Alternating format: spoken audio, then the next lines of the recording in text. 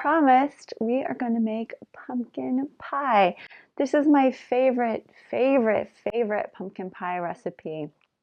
I've tweaked it over the years and it's exactly to my liking. It's sweetened with maple syrup. There's no refined sugar. It uses a combination of pumpkin and sweet potato. Sweet potato gives it that really dense, rich, super yummy texture. It's spiced moderately, so that flavor, that pumpkin still comes through. Cream, eggs, vanilla.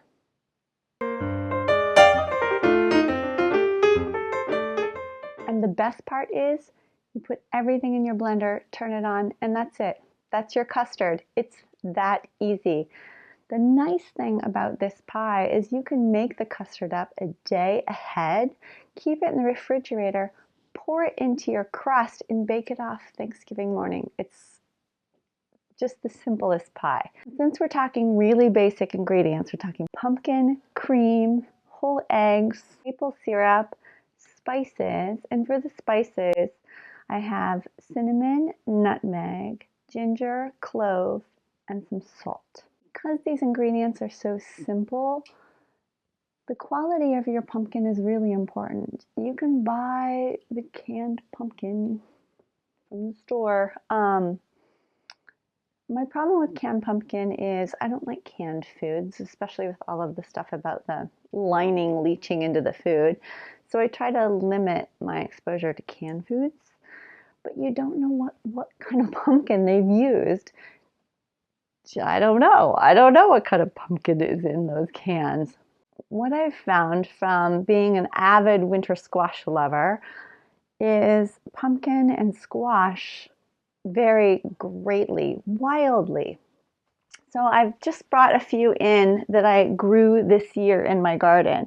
This is a kachuri.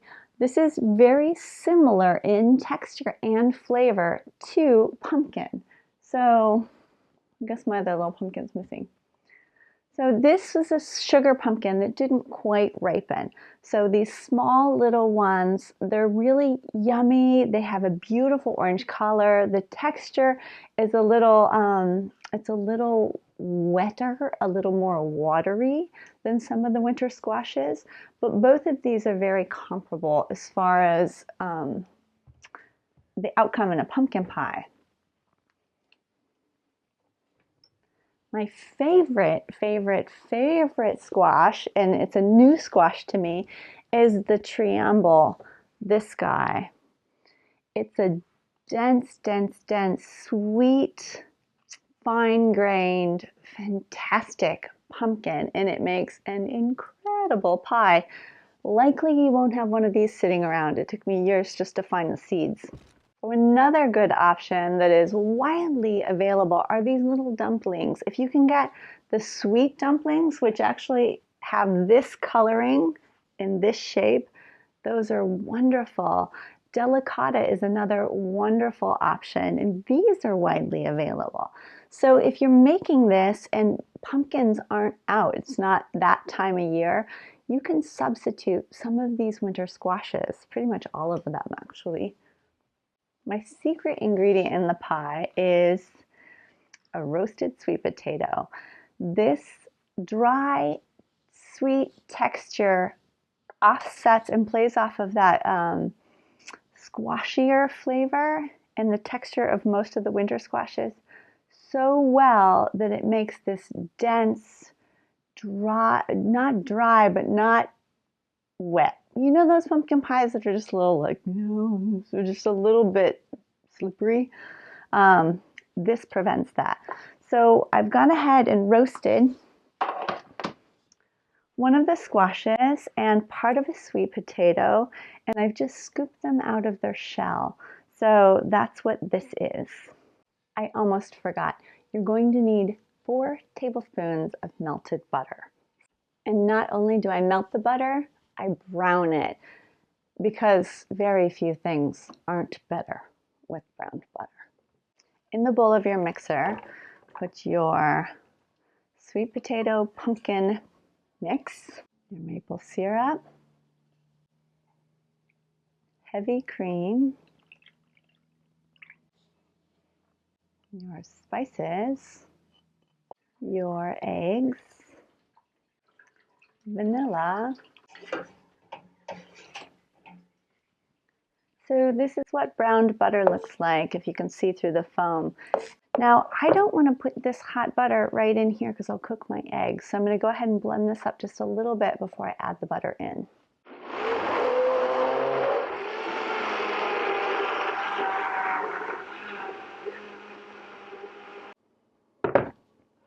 So that's it. That's your pumpkin filling.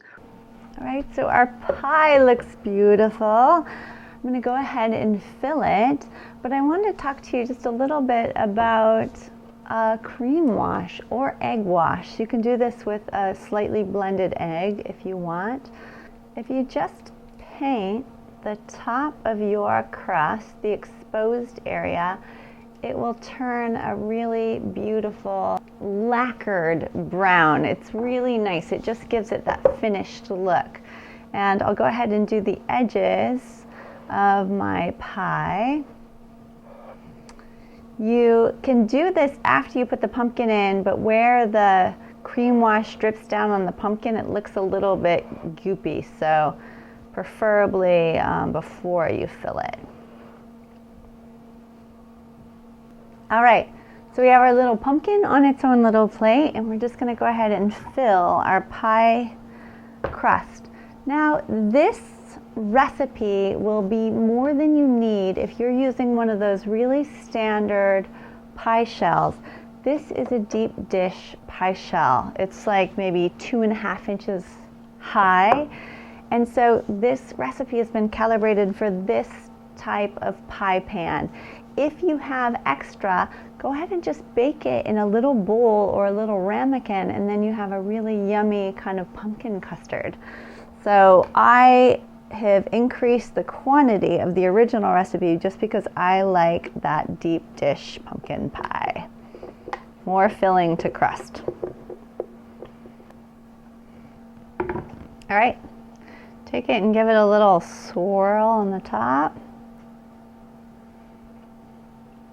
We're going to bake our pie for 1 hour. I'm going to put the pumpkin in for the first 12 to 15 minutes until it's nice and puffy and golden brown, and then I'm going to pull it. If you leave this guy in an hour, it'll burn to a crisp.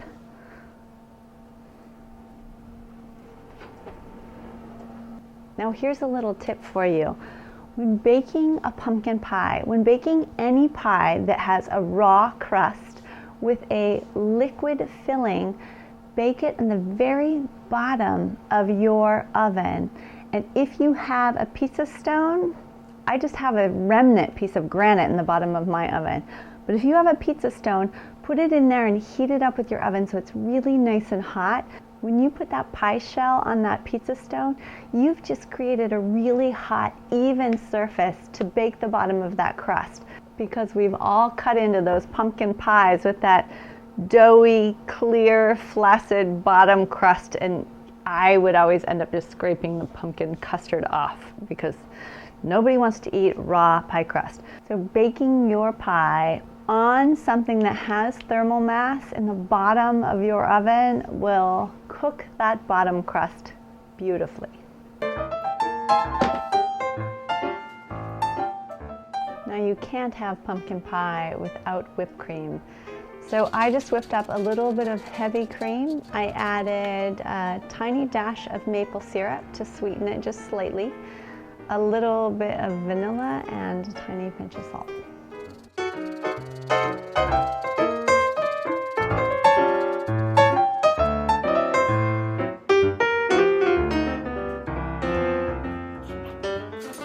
And if you like this video and you would like to support the channel, please hit the thumbs up button. It really does help us.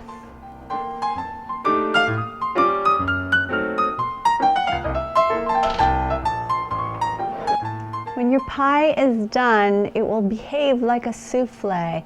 You'll see that the whole kind of top part is puffed up. There are these big, beautiful kind of cratery crevices around the side. In the middle, when you just jiggle it, it'll be loose. You don't want to overcook a custard. It gets kind of grainy and it separates. So this is perfect. Once it cools, the pie will sink back down and then just be this wonderful, creamy, delicious custard. I hope you've enjoyed this video, and I hope you all have a wonderful, wonderful Thanksgiving.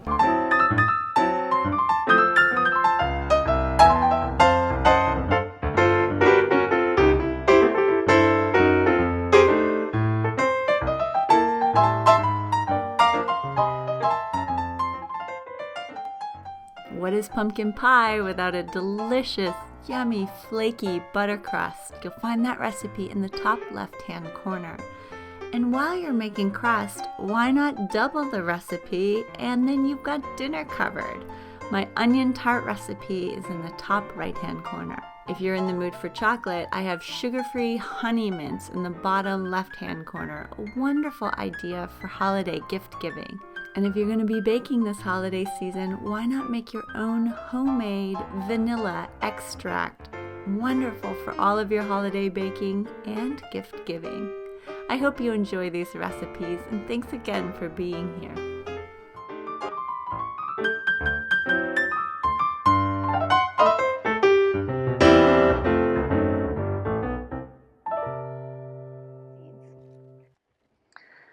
So, butter, what are these? Buttercup. Oh shoot. Butternut, no. Dumpling squash.